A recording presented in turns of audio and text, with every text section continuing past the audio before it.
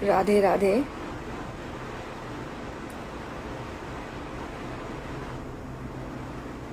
My God.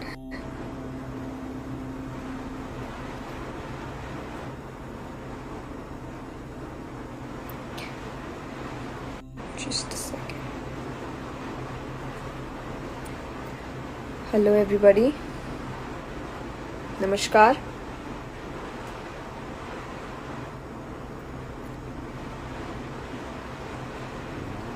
जैसा पिछली बार हम सभी लाइव आए थे, तो आपको पता है कि 2 बार से मैं सारे प्लेटफॉर्म्स पे एक साथ लाइव आने की कोशिश कर रही हूँ, और उस वजह से मेरा ध्यान थोड़ा 2 तरफ भटका हुआ होगा।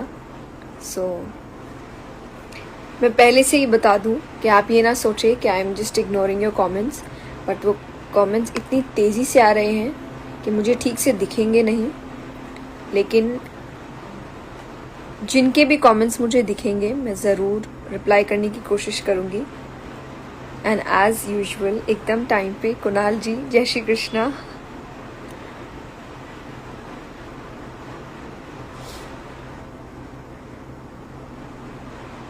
राधे राधे, जय श्री कृष्णा।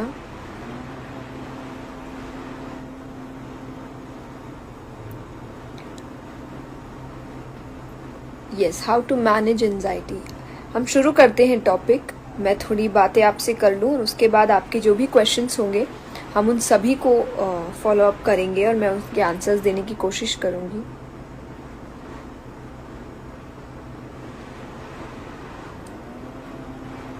हरिओम। और आइए, सबके नाम भी हम एंड में कोशिश करेंगे लेने की, लेकिन अभी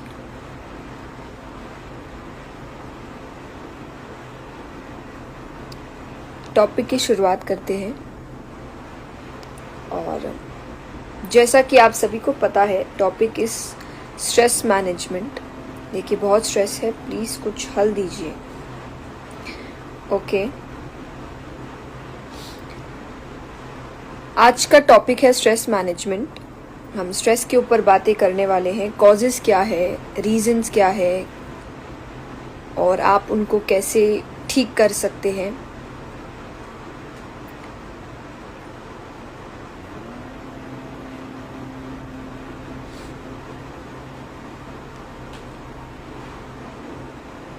ओके, लेट्स स्टार्ट। तो स्ट्रेस क्यों होता है, स्ट्रेस क्या है, स्ट्रेस का सबसे बड़ा कारण क्या है, या एक स्पेसिफिक कारण क्या है। बाकी आप अलग अलग फील्ड्स में जब आपको स्ट्रेस हो रहा है, किसी को काम की वजह से, किसी को रिलेशनशिप्स की वजह से, किसी को कोई कन्फ्यूजन की वजह से कि उनके करियर में उनको कन्फ्यूजन हो रही है कि उन्हें क्या करना है क्या नहीं करना है, तो ये डिफरेंस हो सकता है। पर एक जो जनरल डेफिनेशन है स्ट्रेस का, अगर हम बात करते हैं, स्ट्रेस जनरली आपको तब होता है जब आपकी कोई इच्छा पूरी नहीं होती, आपके अनफुलफिल्ड डिज़ायर्स की वजह से होते हैं। वो डिज़ायर किसी भी चीज़ को लेकर हो सकता है, वो चाहे करियर को लेकर हो, रिलेशनशिप्स को लेकर हो, पावर को लेकर हो, मनी को लेकर हो, कोई भी ऐसी चीज़ जिसमें आपका डिज़ायर फुलफिल नहीं हुआ है, आपको उस वजह से स्ट्रेस होने लगता है। आप बहुत ज़्यादा चिंता में आ जाते हैं, क्योंकि कैजुअल चिंता को हम टेंशन कहते हैं, लेकिन जब वो बहुत ज़्यादा बढ़ जाए, वो आपको पैनिक अटैक्स देने लगे, आपको एंजाइटी होने लगे, तब जाके फिर वो स्ट्रेस डिप्रेशन के फील्ड में आने लगता है। तो कोई भी डिज़ायर, कोई भी इच्छा आपकी जो पूरी नहीं होती है, उससे हमें स्ट्रेस होने लगता है। अब जैसा मैंने कहा कि ऐसी कई फील्ड्स है जिस वजह से स्ट्रेस होता है, जैसे कि सबसे पहले करियर इश्यूज। आज के टाइम पे सबसे ज़्यादा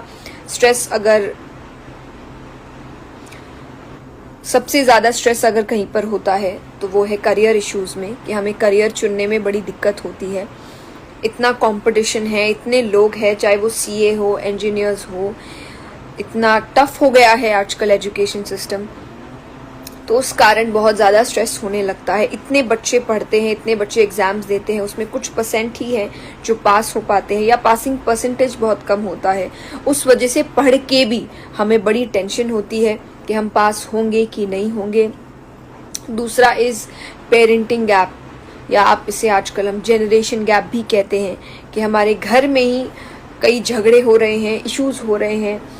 जनरेशन गैप की वजह से बहुत ज़्यादा कॉन्फ्लिक्ट्स हो रही है, उस वजह से भी बहुत ज़्यादा स्ट्रेस होता है। क्योंकि बाहर का स्ट्रेस अगर हम घर में लेकर आते हैं और घर में भी हमें वही माहौल मिल रहा है जहाँ हमें प्रॉब्लम्स हो रही है, झगड़े हो रहे हैं, तो वो स्ट्रेस और बढ़ जाता है। तो ये में भी एक दूसरा कारण है कि हमें आजकल स्ट्रेस होता है, या लोगों को आजकल जो स्ट्रेस होता है। Third is relationship issues. Relationships को संभालना अभी के टाइम में थोड़ा मुश्किल लग रहा है सभी को। सब इजी रास्ता चुनने की कोशिश करते हैं, किसी को एफर्ट्स नहीं देना है, ज़्यादा टाइम नहीं देना है, पेशेंस नहीं देना है, चीज़ें हैंडल नहीं करनी है। अगर नहीं हो रहा तो छोड़ दो, कोई बात नहीं। तो उस वजह से भी आपको स्ट्रेस होता है कि अगर आप अपने रिलेशनशिप को लेकर कंफ्यूज्ड है, सीरियस नहीं है, या प्रॉब्लम्स क्रिएट हो रही है और आप एफर्ट्स नहीं दे रहे हैं, या आपका सामने वाला पार्टनर एफर्ट्स नहीं दे रहा है, लॉयल्टी इश्यूज हो सकते हैं। तो एक रिलेशनशिप इश्यूज भी एक फील्ड है जहाँ पे आपको स्ट्रेस होता है। Fourth I would say peer pressure. आज के टाइम पे सबको एक दौड़ लगी है कि वो ऐसा कर रहा है तो मुझे भी करना है, या फिर अपने आप एक सोसाइटी का प्रेशर है कि ऐसा ऐसा आपको करना है, ऐसे ऐसे तो आपका एक स्टेटस मेंटेन होता है। बच्चों के लिए मार्क्स को लेकर एक अलग प्रेशर है कि शर्मा जी के बेटे ने इतना लाया है तो तुमको भी इतना लाना है। और आई थिंक स्ट्रेस का एक बहुत बड़ा रीज़न भी होता है कंपैरिजन। जब हम खुद को किसी से कंपेयर करते हैं, या हमारे पेरेंट्स, ये सब पेरेंट्स के लिए भी, आई होप कुछ पेरेंट्स भी बैठे होंगे यहाँ लाइव सेशन में, और अगर वो मेरी बात सुन रहे हैं और अगर वो मेरी बात को थोड़ा भी मानते हैं, तो प्लीज़ आप आज एक प्रॉमिस लेकर जाए इस लाइफ से कि आप कभी ज़िंदगी में अपने बच्चों को किसी के भी साथ भी कंपेयर नहीं करेंगे।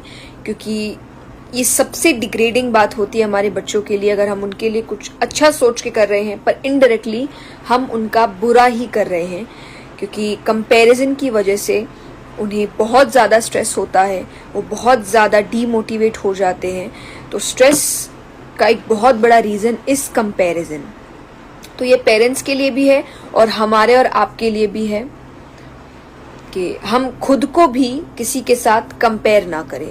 सब देखिए अलग है, हो सकता है आपसे कोई बहुत अच्छा होगा, हो सकता है आपसे कोई ज़्यादा अच्छा नहीं है, लेकिन आप जैसा कोई भी नहीं है। भगवान ने सबके जैसा एक ही बनाया है, इसलिए हम सब एक दूसरे से अलग दिखते हैं, चाहे वो फीचर्स में हो, लुक्स में हो, बिहेवियर में हो, कैरेक्टर्स में हो। हम सब एक दूसरे से अलग है। उसका रीज़न है कि भगवान ने सबको यूनिक बनाया है और सबके अंदर अपना एक टैलेंट दिया है, अपना एक करिश्मा दिया है, अपना एक ऑरा दिया है। अगर आप उस ऑरा को ख़त्म करके किसी और की नकल करना चाहते हैं, किसी और को इमिटेट करना चाहते हैं, किसी और के जैसा बनना चाहते हैं, इनडायरेक्टली आप अपने आप को नीचे गिरा रहे हैं। मेरी नज़र में, ये मेरे ओपिनियन में है कि जब भी हम अपने आप को किसी से कंपेयर करते हैं, हम अपने आप को नीचे गिराते हैं। और आई डोंट थिंक अगर आप अपने आप से प्यार करते हैं तो आप अपने आप को नीचे गिराने की कोशिश करेंगे। So please don't compare your self कभी भी किसी से भी। यू आर द बेस्ट, आप जैसे हैं। अपने ऊपर वर्क करिए। हर रोज़ आप कंपटीशन अगर करना चाहते हैं, अगर आप कंपैरिजन भी करना चाहते हैं, तो खुद से करिए कि आप कल जैसे थे आपको आज उससे बेहतर होना है, और आप आज जैसे हैं उससे कहीं ज़्यादा बेहतर आपको कल होना है। ये सबसे अच्छा कंपटीशन होता है, सबसे अच्छा कंपैरिजन होता है। अगर आप लाइफ में सक्सेसफुल होना चाहते हैं, एक बैलेंस्ड लाइफ चाहते हैं, तो ये कुछ पॉइंट्स है। फाइनेंशियल स्ट्रेंथ भी आई थिंक एक बहुत बड़ा इशू हो सकता है। जब आप करना बहुत कुछ चाहते हैं लेकिन फाइनेंशियली हम इतने स्टेबल नहीं हैं, उतने पावरफुल नहीं हैं कि हम अपनी इच्छाएं पूरी कर सकें, उस समय आई थिंक आपको जो रियलिटी है उसको एक्सेप्ट करना ज़्यादा ज़रूरी होता है कि ये मेरी रियलिटी है और मुझे मेरी रियलिटी के अकॉर्डिंग ही काम करना है। यहाँ पे फिर वही चीज़ आती है कि ज़रूरी नहीं उसने ये काम किया तो मुझे भी ये काम करना है। हो सकता है मैं फाइनेंशियली उतना स्टेबल नहीं हूँ कि मैं उस तरीके का काम कर सकूँ। हाँ, मैं मेहनत करता हूँ, मैं अभी जितना मेरे पास है उसके अकॉर्डिंगली मैं जो काम कर सकता हूँ मैं करूँ, मैं उसके थ्रू अर्न करूँ और फिर हो सकता है मैं अपने सपने फिर पूरे करूँ। तो आपको अपनी रियलिटी भी समझनी है। सबकी अपनी अपनी रियलिटीज़ है और उनको उसी दायरे में रहकर आगे बढ़ना होता है। आप मेहनत करिए, आगे बढ़िए और ऑब्वियसली आप अपनी रियलिटी फिर चेंज कर सकते हैं, लेकिन वो एक क्लिक में नहीं हो सकती। सो इट्स इम्पॉर्टेंट कि आप दूसरों को देखकर अपने आप को स्ट्रेस में ना डालें कि काश मेरे पास इतना पैसा होता तो मैं भी ये काम कर लेता। कहते एक बहुत अच्छी बात है कि हम हमेशा भगवान से कहते रहते हैं कि आप मुझे पैसा दे तो मैं कुछ करूं, आप मुझे थोड़ा पैसा दे, आप मुझे थोड़ा धन दे तो मैं कुछ करूं। और शायद भगवान ऊपर बैठे बैठे कहते हैं कि तू कुछ करे तो मैं तुझे धन दूं, मैं तुझे पैसे दूं। तो इट्स इम्पॉर्टेंट कि आप जितना आपके पास एट प्रेजेंट है आप उसी से शुरुआत करिए, एक दो कदम तो चलिए।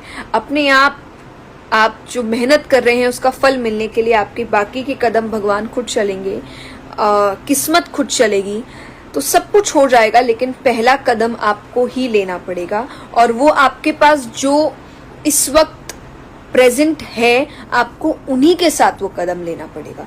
You can not just wait कि इतना पैसा जब मेरे पास आएगा तब जाके मैं उतना काम करूंगा, या ऐसा मेरे पास अपॉर्चुनिटी आएगी तब जाके मैं वो काम करूंगा, क्योंकि वो कभी नहीं आने वाली। जब तक आप काम नहीं करते अपॉर्चुनिटीज नहीं आती, पैसे नहीं आते, सक्सेस नहीं आता, लोग भी नहीं आते। तो इट्स इम्पॉर्टेंट कि आप खुद ही अपना फर्स्ट स्टेप ले जितना आपके पास है उन्हीं चीज़ों से। And I am damn sure कि आपको जो भी अपनी लाइफ में चाहिए वो सब आपको बहुत इजीली मिल जाएगा।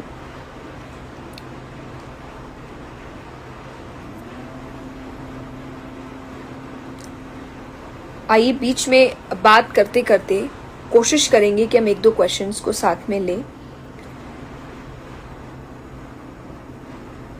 लेकिन कमेंट्स इतनी जल्दी जल्दी आ रहे हैं कि मैं एक भी question, what is the difference between stress and depression. जैसा मैंने कहा, स्ट्रेस पहली सीढ़ी है। अगर आप स्ट्रेस को दूर नहीं कर पाएंगे तो बहुत जल्द आप डिप्रेशन में, एंजाइटी अटैक्स, पैनिक अटैक्स, इन चीज़ों की ओर बढ़ सकते हैं। तो इट्स इम्पॉर्टेंट कि आप स्ट्रेस को ही ख़त्म कर दें तो आप उसके आगे ही ना बढ़ें। डिप्रेशन में बहुत इश्यूज हो सकते हैं, उसके कई सिम्टम्स हैं और वो हम जब डिप्रेशन की बात करेंगे उस पर आएंगे। बट यस, यही डिफरेंस है कि स्ट्रेस एक पहला स्टेप है जिसको अगर ठीक नहीं किया गया तो वो डिप्रेशन की ओर बढ़ सकता है। सो इट्स इम्पॉर्टेंट आप स्ट्रेस को ही ख़त्म करें और आगे जाने की बात ही नहीं उठती फिर।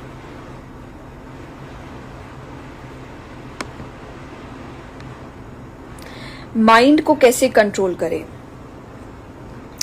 देखिए, मैं आपको एक एग्जाम्पल के थ्रू समझाती हूँ। जो लोग कहते हैं माइंड को कैसे कंट्रोल करें, फर्स्ट ऑफ ऑल आप कंट्रोल नहीं कर सकते अंदरूनी तौर से, लेकिन आप बाहर ऐसा क्या कर सकते हैं कि आपका माइंड कंट्रोल में रहे।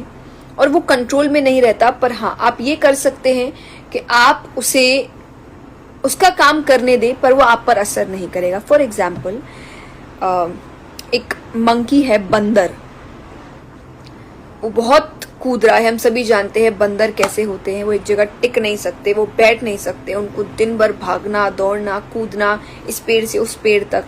तो हम सभी जानते हैं बंदर कैसे होते हैं। तो एक बंदर है जिसको एक बिच्छू ने काट लिया है। सोचिए उसको कितनी तकलीफ हो रही होगी, वो कितने दर्द में है।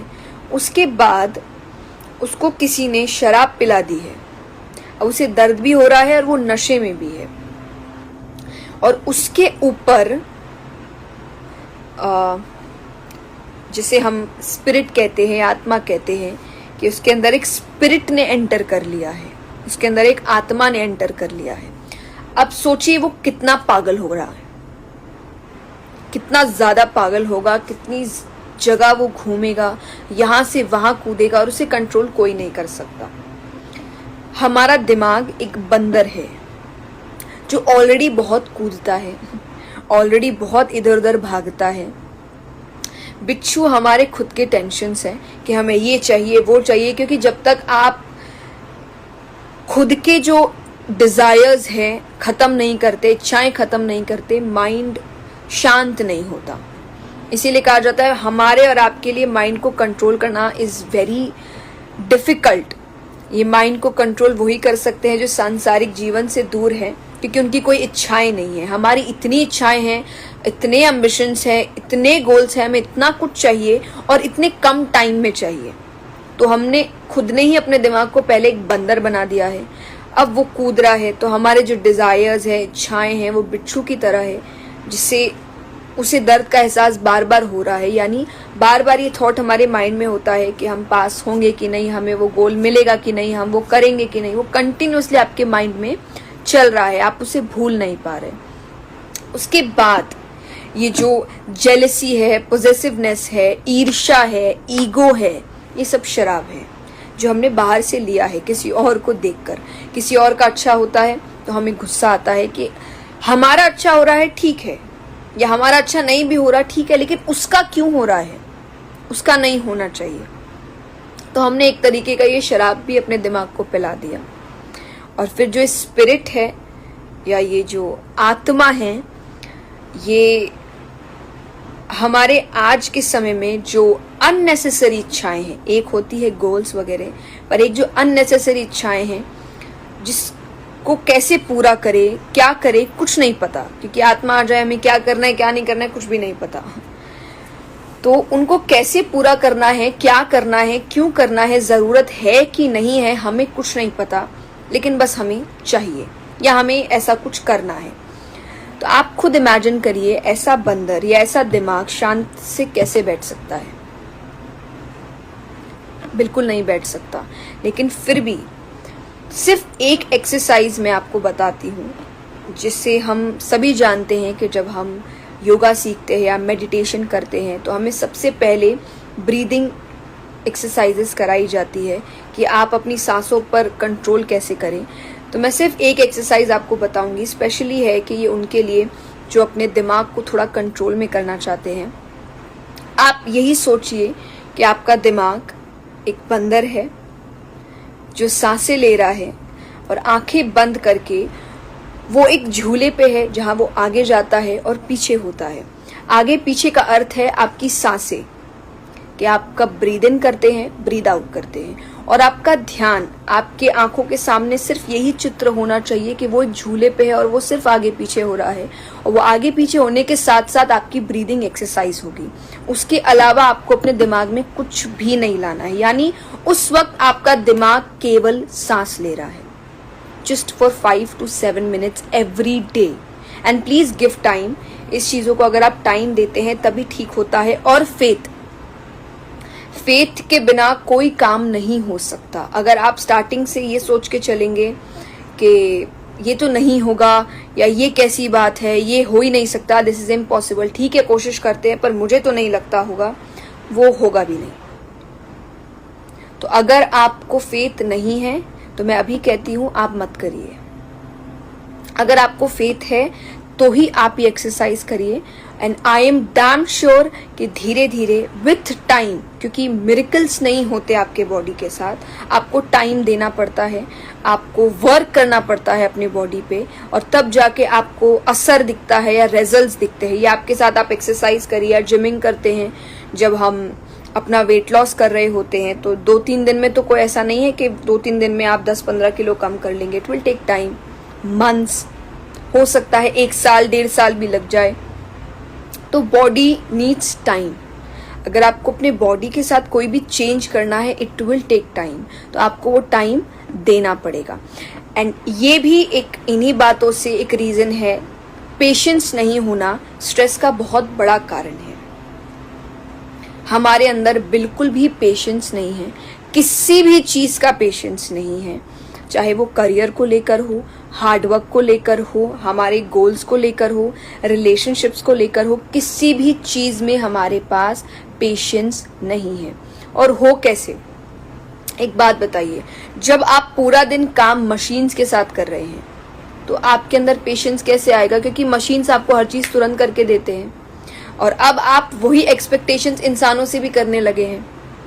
पर इंसान बस इतनी तमन्ना है, शाम तुम्हें देखूं। ये बहुत जल्द आपके बीच आने वाला है, सो डोंट वरी।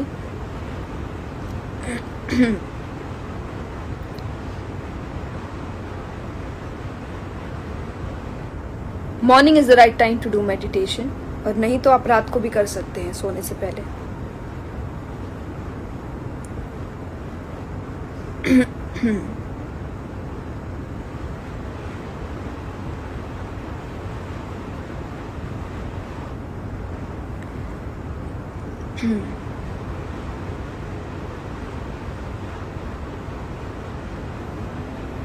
कि नेक्स्ट लाइव कब है, और नेक्स्ट वीडियोस, चाहे वो नेक्स्ट आस्क मी वीडियो भी सैटरडे को आने वाला है।